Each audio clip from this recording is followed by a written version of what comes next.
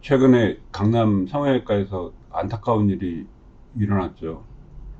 코수술 후에 심정지가 오고 응급조치했으나 뇌손상을 받았고,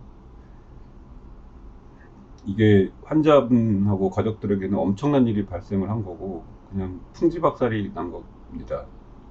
이게 잘 회복되셨으면 좋겠는데, 제가 성형외과 전문의 취득한 지 22년이 되었는데 항상 매년 끊임없이 이런 문제가 발생을 해요.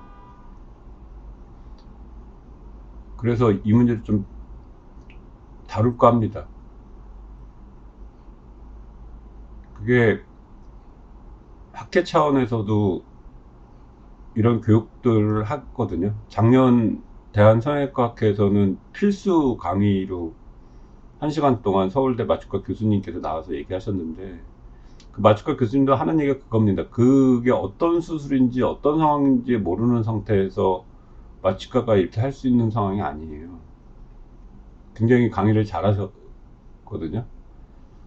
아주 정확하게 맥락을 짚으셔가지고 이렇게 해야 안전한다, 이게 아니에요.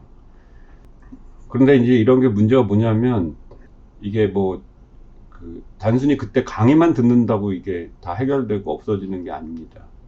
제도적으로 무조건 만들어 놓고 한다고 뭐.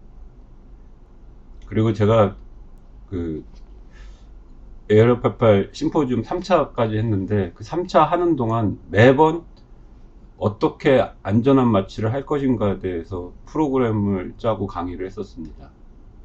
저번에도 마찬가지고. 끝이 안 나죠. 근데 매번 매년 발생하죠. 왜 이것이 계속 반복되느냐. 그리고 그 문제가 뭐고 어떻게 해결책을 뭔가 찾아야 됩니다. 다 해결할 수는 없지만 환자분하고 환자 보호자 너무 안타깝죠. 뭐 의료인이 그리고 일부러 사고 낸 것도 아닐 수 있죠. 어떤 법적인 문제를 따지기 전에 이런 사고 자체를 만들려고 하지 않으려고 최선을 노력을 하는 게 맞긴 합니다. 그러면 서기석 당신이 100% 안전하다고 확신하고 수술하느냐? 그렇지 않습니다. 미리 수술 전에 검사하고 기저질환, 뭐 목의 두께나 몸무게 뭐 이런 거 다 체크하고 뭐하고 하더라도 환자도 모르고 의사도 모르는 어떤 질환이 있을 수 있어요. 그때 어떤 응급 상황이 닥쳤을 때 그거를 어떻게 대처하느냐가 그 집도의와 거기를 구성하는 의료팀의 능력입니다. 제가 누누이 얘기하지만 제 유튜브 보신 분들은 아실 겁니다.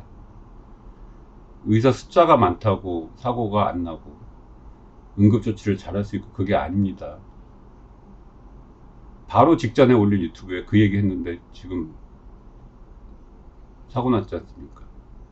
최소 의료진이 3명이 붙었고 했는데도.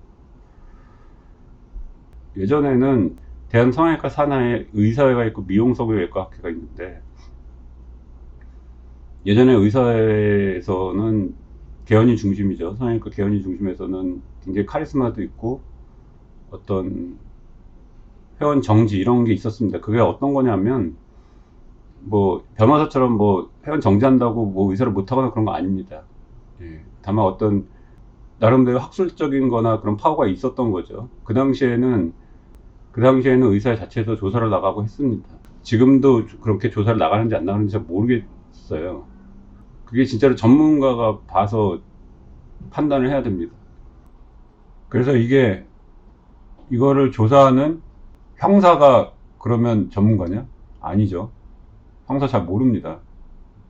그냥 어떤 기준, 법적으로 정해져 있는 그 지켰냐 안 지켰냐 뭐 이런 얘기만 하는 거죠. 의료 전문 변호사분이 얘기하시는 것도 그러면 그게 전문가냐? 그럼 법적인 전문가를 얘기하는 거죠. 의료적인 전문가가 얘기가 아니고. 그러니까 뭐 환자가 뭐 선택해야 된다 만다 이런 얘기를 하실 수밖에 없는 겁니다. 그분은. 제가 말하는 건 그 전문성을 얘기하는 게 아니에요. 그럼 보건복지부가 전문가냐? 보건복지부에서 행정하는 사람들이 전문가입니까? 그러나 어떤 기준이 있어야 되기 때문에 만들어 놓은 것 뿐이지. 그럼 그 기준을 지키면은 다 됩니까? 그럼 환자는 억울할 거고. 그러면 또 의사는 또 그 기준을 다 지켰는데 다 지키고 어쩔 수 없는 문제에서 발생한 거에 대해서는 그럼 또 의사가 억울하지 않습니까? 뭐 언론에서도 뭐 전문가들의 판단하기에는 뭐 이럴 과실이 있다. 당연히 있을 수 있고 없을 수 있지만 그 전문가가 누구냐는 겁니다. 제 말은. 예. 그리고 그거를 정확한 원인을 학회든 어디든 그 정확한 원인을 파악하고 있어야 됩니다. 그리고 그거를 다시 벌어지지 않도록 해야 한다고 생각을 합니다. 그래서 저 문제가 의료진이 많다고 해결되는 문제가 아닌 겁니다. 지금 언뜻 봤더니 의사 3명이 달라붙었거든요. 간호조무사나 간호사나 어쨌든 의료팀이 8명이 있고 계속 반복되는 겁니다. 참 안타까운 일이 아닐 수 없어요. 제 경험을 얘기해 드리겠습니다.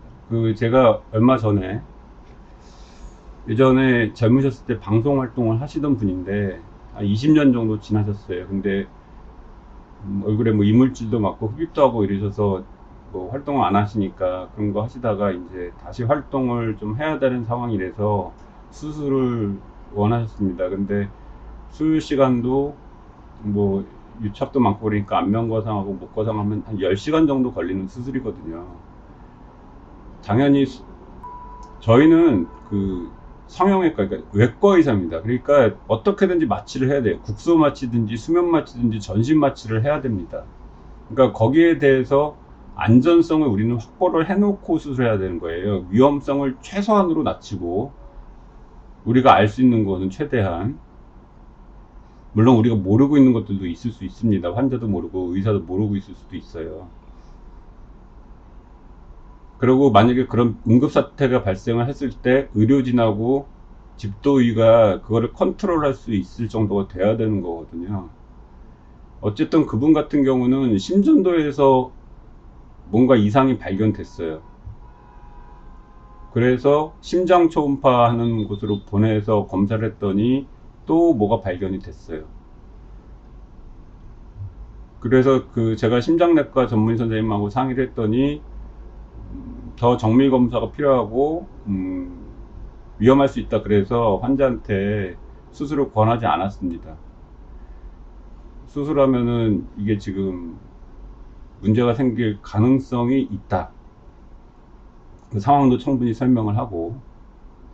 근데 이 환자분 입장에서는 지금 꼭 수술을 해야 되는 입장이에요. 그건 그분의 입장이 있겠죠. 본인이 활동을 하셔야 되는 거기 때문에 여러 가지 본인 개인 사정이 있으셨을 거예요. 그래서 보통 제가 내과에 문제가 있어서 컨설테이션을 낼 때는 무슨 수술을 몇 시간 하고 마취약이 뭐뭐가 들어가고 1시간당 대략 어떤 마취약이 몇 cc 들어가고 출혈량은 대충 어느 정도 되고 항생제는 어떤 게 들어가고 이런 얘기를 다 씁니다. 물론 그거를 내가 보냈다고 해서 그거를 보는 선생님께서 전부 다 맞출 수 있느냐, 이게 아무 영향이 없다고 보증할 수 있느냐, 그건 아니죠. 그럼 마취과 의사가 보증할 수 있습니까? 그것도 아닙니다. 어쨌든 이분은 결국은 대학병원 교수님에게 보냈어요. 자세히 써가지고 보냈더니 심장 CT까지 다 찍어서 위험성은 없는 것 같다, 이렇게 보냈지만 그래도 혹시 모르기 때문에 만약에 수술 중에 발견될 수 있는 뭐 때문에 미리 약들도 다 준비하고 수술을 하는 겁니다. 그분을 위해서. 그분한테도 충분한 설명을 하고, 그래도 수술을 해야겠느냐, 그분도 나름대로 입장이 있겠죠. 수술은 안전하게 잘 끝났습니다. 아무 문제 없이. 그러니까 그거를 고지를 하냐 안 하냐가 문제가 아니고, 의사 입장에서는 그런 상황이 벌어지는 것 자체를 안 만들려고 최선을 다 합니다. 원래 다 해요. 저 같은 경우는 아주 옵세시브하게 하거든요. 그거를 간호사 트레이닝도 엄청나게 시켜요. 저희는 뭐 5년차 10년차 간호사가 와도 처음에 왔을 때 응급 키트가 어디 있는지 그거부터 가르칩니다. 술 테크닉을 가르치거나 뭐 그런 거 가르치는 게 아니고, 결국은 집도의가 결정을 해야 되는 문제예요. 그 환자가 왔을 때. 그리고 환자가 선택하는 게 아니고, 당연히 충분한 고지는 해야 됩니다. 당연히 해야 되지만 뭔가 위험성이 있을 것 같다는 거에 대해서는 인지를 해야 됩니다.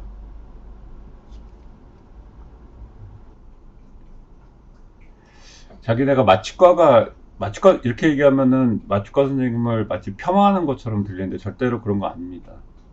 근데 굉장히 많은 병원에서 자기네는 마취과가 상주하기 때문에 안전하고 뭐 이런 걸 광고를 굉장히 많이 했죠. 근데 따져보면 마취과 상주하는 병원에서 다 사고 났습니다. 대부분이요. 전신 마취가 안전하고 수면 마취는 위험하고 그런 게 아닙니다. 심지어 어떤 환자가 나한테 보여주던데, 어떤 선생님은 목과상 할 때 피가 많이 나니까 전신 마취를 해야 된다, 이런 얘기를 해요. 닥터 마틴 선생님이 이번에 한국에 오셨죠. 대한 미용성형외과 학회에. 다 수면 마취합니다. 그러니까 피가 많이 나면은 전신 마취 해야 되고 마취과가 있으면은 안전합니까? 마취과가 피가 많이 나는데 그거를 컨트롤할 수 있나요? 굉장히 비상식적인 얘기들을 많이 하고, 오만 유튜브에 그런 거 올리고, 이런 얘기를 하면은 의사들이 뭐라고 할 수 있을 것 같은데, 이거는 의사 편, 환자 편 이렇게 가릴 문제가 아닙니다. 의사는 무조건 환자의 안전을 우선시 해야 되고, 황당한 일이 많았죠. 환자가 심정지가 왔었는데 심폐소생술하고 그 다음에 지방흡입을 마치고 그런 일이 있었죠. 환자분하고 환자 가족하고 의사도 마찬가지겠죠. 굉장히 힘든 시간이라서 이런 것들을 어떻게 좀 공장처럼 돌아가는 병원들 있지 않습니까? 그게 사고가 날 수밖에 없는 구조죠. 그러면 그 수술방 한 명마다 마취과가 있어서 돌봅니까? 그리고 피가 많이 나면 마취과가 그거 들어가가지고 피 잡고 할 수 있습니까? 거기 변호사분이 이제 얘기를 하시는 거죠. 의료 전문 변호사신데 앞뒤 전후 맥락을 자르고 올린 거니까 제가 잘 모르겠지만, 기저질환과 뭐 누웠을 때 숨이 좀 차고 뭐 이런 거에 대해서 충분히 고지를 하고 설명을 하고 뭐 막 얘기합니다. 그리고 그걸 환자가 선택할 수 있게끔 해야 뭐 이런 얘기를 하는데, 그 법적인 문제에서 지금 얘기를 하는 거예요. 어떤 책임 공방의 문제가 있을 때 그렇게 얘기하는 거지, 어떤 상황이 있을 때 환자가 그거를 선택할 수 있는 상황은 아닙니다. 어떤 문제가 있을 때 집도의가 수술할지 안 할지를 결정하는 겁니다. 집도의가 최종적으로. 이게 암이나 수술을 안 하면 건강이 악화되거나 이런 상황은 아니지 않습니까? 이게 학회 차원에서 지속적인 강의를 해왔어요, 사실은. 근데 그거를 무슨 지속적인 강의를 한다고 해서 이게 되고 이런 사고가 없어지고 다 되느냐? 그렇지 않죠. 그게 이게 또 이런 일이 발생을 하면 또 어떤 수많은 제도들이 생기거든요. 수많은 제도들이 생기고, 그러면 그 제도들이 정말로 생겼을 때 이런 문제가 안 발생하느냐? 그건 또 아니에요. 오히려 지금 더 다른 환자들이나 잘하고 있는 의사한테 또 그거를 옥매이는, 오히려 더 안 좋은 방향으로 가는 경우가 대부분 많습니다. 그러니까 이거에 대한 원인을 명확하게 알고 그거를 판단을 해서 의료적 어떤 문제가 있으면 거기에 대한 어떤 환자에 대한 충분한 보상이나 이렇게 가는 게 맞는데 우리나라는 그렇지 않죠. 그래서 앞으로 이런 문제에 대해서 좀 다뤄볼까 합니다.